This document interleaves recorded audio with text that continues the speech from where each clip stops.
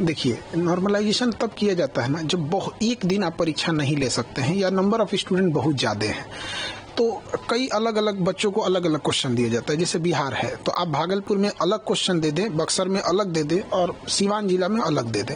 इससे क्या होगा कि 3 अलग अलग पेपर देंगे, आप हम ही को दीजिए वो तीनों पेपर, तो हम खुद किसी में ज़्यादा नंबर आएगा, किसी में कम आएगा। मेरा खुद का तीनों में ज़्यादा नहीं, एक जैसा नहीं आएगा। ये फॉर्मूला मैथ पर लागू होता है। जैसे अगर किसी को कहा जाए 5 + 5 जोड़ो तो जोड़ देगा 10, और उसे कहेंगे 20 + 10 जोड़ो तो भी बोलेगा 30, क्योंकि अगर उसे जोड़ आता है तो किसी भी तरह के जोड़ को जोड़ सकता है। लेकिन ये जीएस में लागू नहीं होता है। जैसे अगर हम किसी से कहें भारत का क्षेत्रफल बताओ तो बता देगा, कोई भी विद्यार्थी पढ़ता है। लेकिन अगर किसी दूसरे बच्चे से यही सवाल पूछा जाएगा कि तुम मंगोलिया का क्षेत्रफल बताओ, नहीं बता पाएगा। लेकिन कंप्यूटर कहेगा कि दोनों के क्वेश्चन का लेवल एक है, क्योंकि दोनों में क्षेत्रफल पूछा गया था। तो यही है नॉर्मलाइजेशन, आप मैथ में कर सकते हैं, यहाँ नहीं कर सकते हैं। अब आप जीएस में कैसे डिसाइड कीजिएगा कि बक्सर का युद्ध का क्वेश्चन ज्यादा टफ है कि द्वितीय आंग्ल मराठा युद्ध का क्वेश्चन ज्यादा टफ है? अमूमन अगर आप 100 बच्चों को दीजिएगा बक्सर का युद्ध तो बता देंगे, 100 में 90 बता देगा। लेकिन वही सवाल आप कहिएगा द्वितीय आंग्ल मराठा युद्ध बताइए तो 100 में 50 बता पाएंगे। तो बच्चों के साथ ये भेदभाव न हो, ये गणित में सक्सेस है। बिहार में यूपीएससी कोई राज्य नहीं लागू की है, क्यों? ना यूपीपीसीएस में है, ना कहीं पे, ना ही यूपीएससी ने लागू किया है। यूपीपीसीएस ने आरओ में लागू करने की कोशिश किया था, बहुत ज्यादा हंगामा हुआ, बाद में ये चीजें को वापस लेना पड़ गया था उन लोगों को।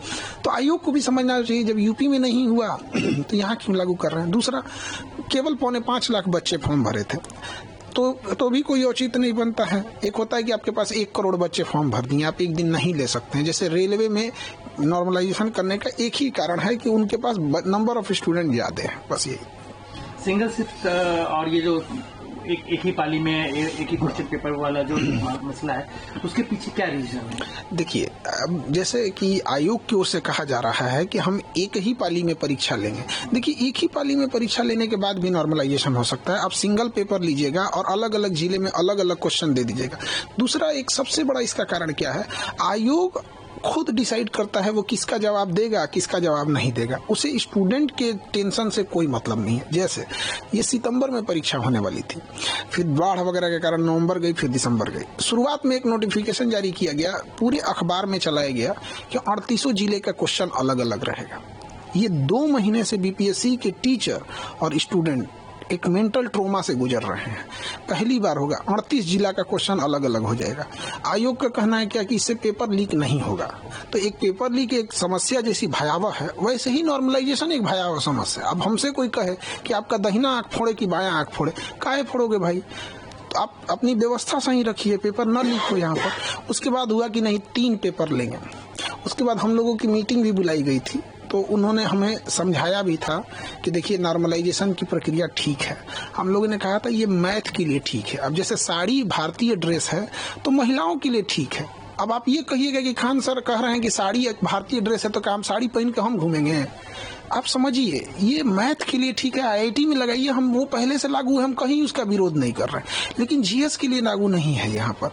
तो आयोग इसका खंडन नहीं किया और सबसे बड़ा आग में घी का काम किया। 4 दिसंबर को आयोग ने एक नोटिफिकेशन जारी किया हर एक डिस्ट्रिक्ट मजिस्ट्रेट को कि हम आपको 3 तरह का पेपर भेज रहे हैं। और यहीं से ये आग फैल गई कि आप 3 तरह का पेपर क्यों भेज रहे हैं। हम लोगों ने कहा कि आप एक नोटिफिकेशन जारी कर दिए कि इन 3 पेपर में से किसी एक का ही प्रयोग आप सभी जिला में करिएगा। तो आयोग ने कहा कि हम नहीं बोलेंगे। तो हम लोग को मजबूरी में जाना पड़ा और वापस वहां से लौटे इसी आधार पे कि आयोग ने शाम को 7 बजे 8 बजे के बीच में एक नोटिफिकेशन जारी किया कि हम एक ही यूज करेंगे। हमारी बात खत्म हो गई। यहाँ पर सीधी सी एक छोटा सा नोटिफिकेशन आप ऑफिशियली दे देते तो कभी बवाल नहीं होता। एक शिक्षक से पूछिए, हम लोग चाहते हैं पढ़ाना, शांति से पढ़ाना, 10 घंटा 12 घंटा पढ़ाने के बाद इतना हिम्मत और होश नहीं रहता है कि हम लोग जाकर सड़क पे जाकर लाठी खाएं। लेकिन सर ये कहना चाहते हैं क्या केवल बीपीएससी नॉर्मलाइजेशन वाला पैटर्न तो नहीं अपना रही है, इससे पहले भी अपनाया गया है कई एग्जाम में? जो भी एग्जाम में अपनाया गया है उसमें 2 ही कारण रहे हों।